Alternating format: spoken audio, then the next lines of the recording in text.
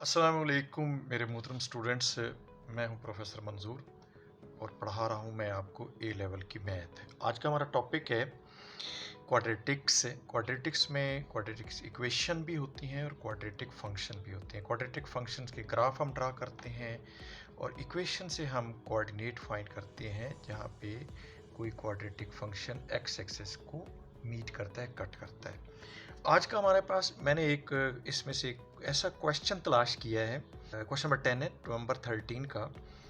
और इसमें ये क्वेश्चन ये है कि curve has equation y is equal to 2x square minus 3x। ये एक कर्व है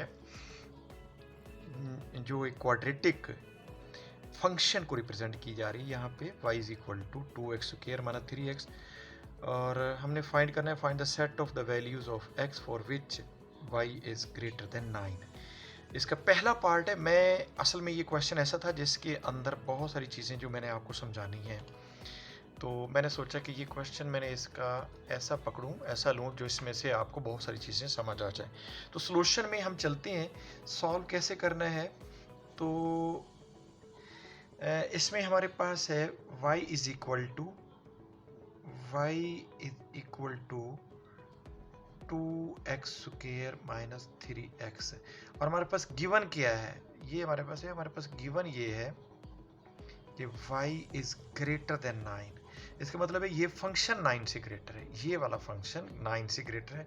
so we can write this function 2x square minus 3x greater than 9। यानी ये फंक्शन y है तो y को मैंने ग्रेटर देन 9 लिख दिया। अब 9 को लेफ्ट हैंड साइड पे ले आए तो you can right it 2x square minus 3x minus 9 greater than 0। अब हम इसको फैक्टराइज कर लेंगे और हम देखेंगे। और याद रखिए कि ये भी एक क्वाड्रेटिक, पूरा एक क्वाड्रेटिक फंक्शन बन गया और ये ग्रेटर देन 9 है। और मैं आपको बताना ये चाहता हूँ कि ये ग्रेटर देन 9 से मुराद है अब ये पूरा फंक्शन ग्रेटर देन 0 हो गया है, ग्रेटर देन 0। तो अब यहाँ से ये ध्यान में रखिए कि ये वाला जो फंक्शन है, ये वाला फंक्शन, इसको y या fx कोई भी नाम दे सकते हैं। बहरहाल this function is greater than 0, ये याद रखना, ये पॉइंट नोट कर लेना है। ये एक बड़ा अहम पॉइंट है जिसको आपने नोट कर लेना है कि ये ग्रेटर देन 0 है। अब इस फंक्शन को मैं फैक्टराइज कर रहा हूँ। फैक्टराइज करने के लिए 9 को 2 से मल्टीप्लाई करूँगा तो -18 आ जाएंगे। -18 के दो ऐसे फैक्टर बनाओ जो मल्टीप्लाई करूँ तो -18 आए और ऐड करूँ तो -3 आए। तो मेरा ख्याल में -6 एंड 3 ये दो इसके फैक्टर बनते हैं। आप देख लें कि -6 को इससे मल्टीप्लाई करें -18 और दोनों को ऐड करें तो -3 आता है। तो हम यूं करते हैं कि इसको स्प्लिट कर लेते हैं।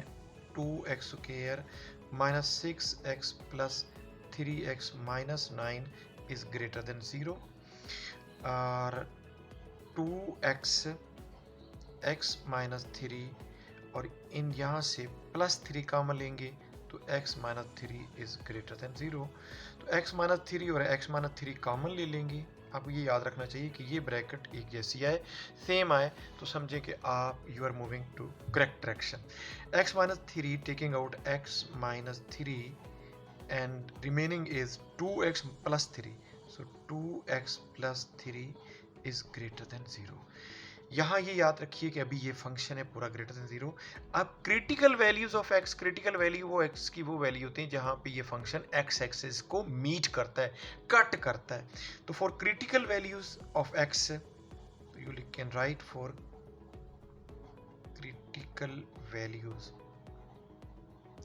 तो आपने पुट करना है x minus 3 equal to 0, it will give you x is equal to 3। और दूसरा ये 2x plus 3 equal to 0 put करें तो this will give you x is equal to -3/2 यानी -1.5। अगर आप ग्राफ इसका ड्रा करें तो ज़रा मैं इसका ग्राफ यहाँ पे ड्रा करने लगा हूँ आपके सामने। अगर इसका ग्राफ आप ड्रा करें तो ये एक रफ सा ग्राफ यूँ बनता है कि ये 1, ये 2 x एक्सिस पे, ये 3, ये 4। तो एक तो 3 पे कट करता है, हमारे पास पता है x इज इक्वल टू 3 है, ये पहला जो हमने लिखा था x इज इक्वल टू 3। दूसरा है ये अगर हम रखें -1, ये -2, तो ये 3/2 माइनस 1.2 होगा, तो ये यहाँ पे माइनस, ये पॉइंट हमारे पास क्या आ जाएगा, ये वाला पॉइंट, जो ये वाला पॉइंट है, ये माइनस 3/2 होगा। तो ये ग्राफ एक्चुअली, ये ग्राफ ऐसे होगा। अब हमने ये देखा है कि दोबारा वापस आए जरा इस बात पे कि ये फंक्शन, मैंने आपको कहा था कि इसको आप f(x) लिख दें, ये फंक्शन ग्रेटर देन 0 है। जब भी कोई फंक्शन ग्रेटर देन 0 होता है, ये line y is equal to 0 होती है। ये लाइन जो x एक्सिस की होती है वो y इज इक्वल टू 0 होती है। ऊपर ये फंक्शन ग्रेटर देन 0, नीचे इस x एक्सिस से नीचे ये फंक्शन लेस देन 0 होता है। यानी ऊपर अगर हम जाएंगे तो ये फंक्शन जो ये y है ये ग्रेटर देन 0 होता है, और इस लाइन से, इस ये x एक्सिस लाइन से जो नीचे अगर आप आए तो ये फंक्शन लेस देन 0 होता है, और इस लाइन के ऊपर y इज इक्वल टू 0 होता है। हमारे पास ये फंक्शन, ये वाला फंक्शन जिसको आप y भी कह सकते हैं, f(x) भी कह सकते हैं, ग्रेटर देन 0 है, तो इसका मतलब है इस लाइन से ऊपर ऊपर रहना चाहिए। तो इस लाइन से ऊपर ऊपर रहने के लिए ये वाला हिस्सा आता है, और इस साइड से भी ये वाला हिस्सा आता है। तो ये कब हम ऊपर रहेंगे, अगर x की वैल्यू 3 से इस तरफ मूव करेंगे, और यहाँ पे x की वैल्यू माइनस 3/2 से लेफ्ट साइड पे मूव करेंगे। यानी हमारे पास एक वैल्यू x की ग्रेटर देन 3 आ जाएगी, और एक तो वैल्यू ये हमारे पास आ जाएगी, और दूसरी वैल्यू जो हमारे पास आ जाएगी वो x की वैल्यू लेस देन माइनस 3/2। तो ये हम दो वैल्यू हमने इसकी फाइंड की हैं, और ये दो वैल्यू इसका सोल्यूशन आता है। ये पहले पार्ट का ये सोल्यूशन आता है, और ये क्रिटिकल पॉइंट ये था कि मैंने आपको बताना था कि ग्रेटर देन 0 ये फंक्शन ऊपर वाली वैल्यू, इस x एक्सिस से ऊपर वाली value above than the x axis, और if you may think that the given function is less than 0 you must come down. अगर ये लेस देन 0 होता तो ये 3 से, यही फंक्शन लेस देन 0 होता तो ये 3 से लेस देन, और -2/3 से, -3/2 से ग्रेटर देन, यानी इस तरफ मूव कर जाते, वो फिर ये वाला हिस्सा शो हो जाता। आए इस फंक्शन, इस क्वेश्चन के दूसरे हिस्से को हम देखते हैं। दूसरा पार्ट इसका ये है, express 2x² minus 3x in the form ax plus b square plus c। हमारे पास ये दूसरा पार्ट, ये ध्यान में रखें कि हमारे पास जो क्वाड्रेटिक फंक्शन है, या क्वाड्रेटिक जो फंक्शन है वो है 2x² माइनस 3x, और इसको हमने रिप्रेजेंट करना है, किस फॉर्म में रिप्रेजेंट करना है, इसको हमने देखना है कि a into x plus b whole square और प्लस c की फॉर्म में इसको रिप्रेजेंट करना है। कैसे करना है ये मैं आपको बताता हूँ। सबसे पहला स्टेप बेटा आपने ये करना है कि आपने 2 को कॉमन ले लेना है। 2 को यहाँ से भी कॉमन लेना और यहाँ से भी। आप कहेंगे यहाँ तो है नहीं 2, तो हम 2 से मल्टीप्लाई भी कर देते हैं, 2 से डिवाइड भी कर देते हैं। You can right 2x² minus ये 3x है, तो आप यूँ करें कि 2 से मल्टीप्लाई भी कर दें और 2 से डिवाइड भी कर दें। अब तो आप 2 कॉमन ले सकते हैं ना, तो अब आप 2 कॉमन लेंगे तो आपके पास 2 ब्रैकेट के अंदर x² माइनस 3/2x ये आ जाएगा। अब देखेंगे ये 2 और ये 2 तो कॉमन आ गया, और अब बाकी हमारे पास ये रह गया। अब ये ब्रैकेट के अंदर जो हिस्सा है इसको हमने एक कंप्लीट स्क्वायर बनाना है। तो कंप्लीट स्क्वेयरिंग करने के लिए हमें x के साथ जो कांस्टेंट होता है, कोफिशिएंट ऑफ x, इसका हाफ याद रखना। ये जो मैं एक सेंटेंस बोल रहा हूँ वो आपने याद रखना है। वो क्या है कि x² माइनस 3/2x। अब मैं वो सेंटेंस भी बोल रहा हूँ जो आपने याद रखना है, और आपने ये भी याद रखना है कि करना कैसे। आपने ऐड करना है x का कोफिशिएंट का हाफ। x का कोफिशिएंट है 3/2, इसका हाफ कर लेंगे तो 3/4 हो जाएगा। इसका स्क्वायर ऐड भी करना है और सब्ट्रैक्ट भी कर देना है। 3/4 का स्क्वायर जो ऐड किया है वो सब्ट्रैक्ट भी करना इसलिए ज़रूरी है कि हम इस फंक्शन के अंदर कोई अपनी तरफ से चीज़ ऐड नहीं कर सकते। जो उसको न्यूट्रल रखने के लिए जितना ऐड किया है उतना ही हमने सब्ट्रैक्ट करना है। मगर यहाँ ये 3 टर्म्स हैं, a² plus b² minus 2ab वाली फॉर्म आ जाती है, और that give a minus b whole square में चले जाते हैं। तो ये a है और ये b है, और ये साइन आपने देखना है ये नेगेटिव है।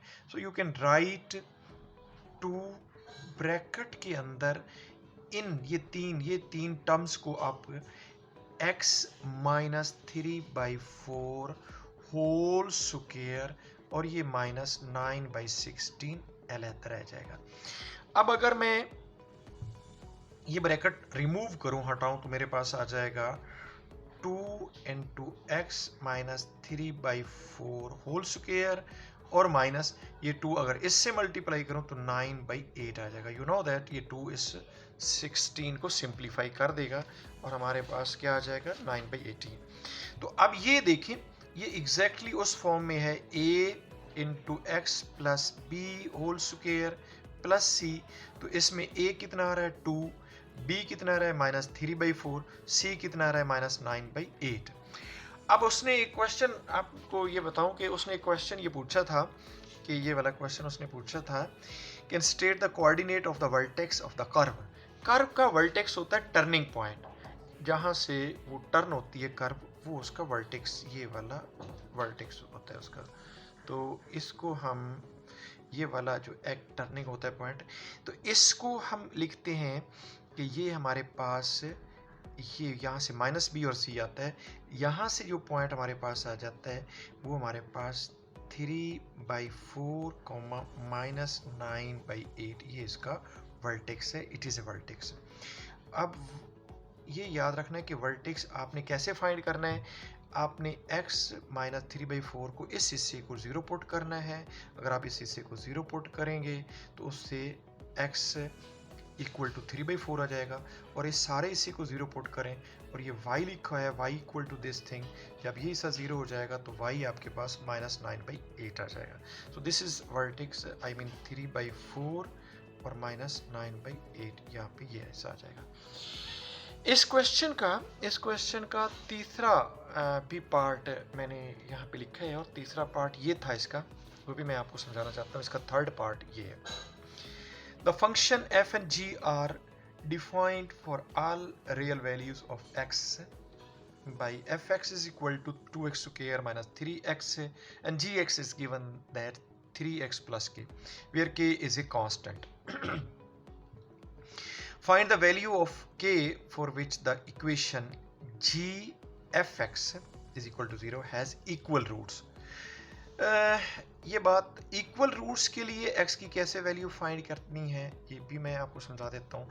सबसे पहले तो मैं ये फाइंड करूँगा सॉल्यूशन में, मैं जब इसको सॉल्व करूँगा तो ये आपको कंपोजिट फंक्शन आपको पता होना चाहिए। ये कंपोजिट फंक्शन है, हमारे पास जी एक्स जो है वो दिया हुआ है 3x प्लस के, और दूसरा फंक्शन क्वाड्रेटिक फंक्शन है जो कि एफ एक्स है, ये दिया हुआ है हमारे पास 2x square minus 3x।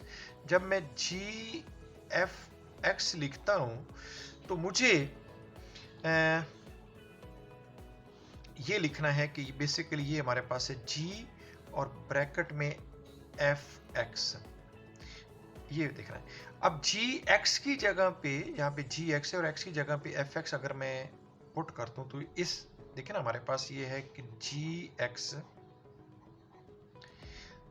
3x plus के है। बेटा जहाँ पे x है इसको आप रिप्लेस कर दें एफ एक्स से, तो g x is replaced by f x, और जहाँ जहाँ भी x होगा वहाँ पे आपका एफ एक्स आ जाएगा प्लस के। अब एफ एक्स क्या है, F x 2x square minus 3x है, तो इस एफ एक्स की जगह पे जो 2x स्क्वायर माइनस 3x की वैल्यू है वो आप पुट कर दें, तो हमारे पास ये आ जाएगा जी एफ एक्स इक्वल टू 3, और एफ एक्स की जगह पे हम क्या लिख देंगे 2x square minus 3x plus के। क्लियर? सिंप्लीफाई कर दे तो ये हमारे पास आ जाएगा 6x square minus 9x plus के। अब क्वेश्चन ये रहा था, हमने तो ये हमने बना दिया, here k is a constant, find the value of k for which this equation has equal roots।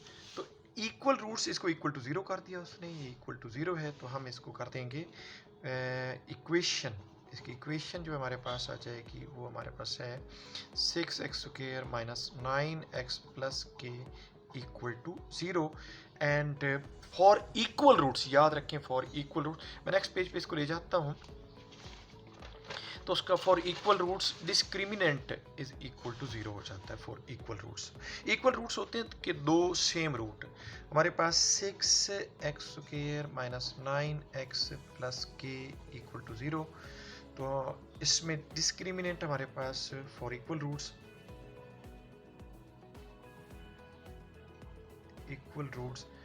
Discriminant equal to 0 हो जाता है। डिस्क्रिमिनेंट इक्वल टू 0, याद रखना इक्वल रूट्स के लिए भी डिस्क्रिमिनेंट 0 हो जाता है, और जो हमारे पास टेजेंट अगर एक लाइन कर्व के ऊपर है तो उसके लिए भी डिस्क्रिमिनेंट इक्वल टू 0 हो जाता है। ये दो बातें आपने इनमें ज़रूर याद रखनी है। तो अब यहाँ पे हमारे पास discriminant I mean b square minus 4ac, this is discriminant equal to 0। याद रखना डिस्क्रिमिनेंट कहाँ से आया था, कि जब आपको पता है कि क्वाड्रेटिक फार्मूला हम लगाते हैं minus b plus minus b square minus 4ac square root over 2a, तो स्क्वायर रूट के अंडर जो वैल्यूज आती है बी स्क्वायर माइनस 4ac, इसे हम डिस्क्रिमिनेंट कहते हैं। अगर ये 0 हो जाए तो प्लस माइनस वाला हिस्सा ही नहीं रहेगा, बाकी सिंपली जो रूट बचेंगे वो एक ही रूट होंगे, यानी सेम रूट हो जाएंगे। डिस्क्रिमिनेंट में यहाँ पे हमारे पास इस क्वाड्रेटिक इक्वेशन में a 6 है, b हमारे पास माइनस 9 है और c हमारे पास k है। Putting this value in discriminant, b square mean minus 9 square minus 4a 6 है और c की जगह पे k पुट कर देंगे equal to 0, and this is 81 minus 24k equal to 0, minus 24k equal to minus 81 and k would be equal to minus 81 over minus 24. ये negative sign cut जाएंगे and you will get k is equal to 81 over 24। ये आप simplify भी कर सकते हैं, ये दोनों 3 पे जाते हैं, मेरे ख्याल 3 पे नहीं, 8 और ये 27, तो k इज इक्वल टू 27/8। ये हमारे पास k की वैल्यू आ जाएगी। इस k की वैल्यू के लिए आपके आज k की वैल्यू के लिए ये हमारे पास g of f is equal to 0 has equal roots हो गया। आज के लिए आप इतना काफ़ी है। मैंने इन 3 लेक्चर्स में मैंने कोशिश की है कि क्वाड्रेटिक्स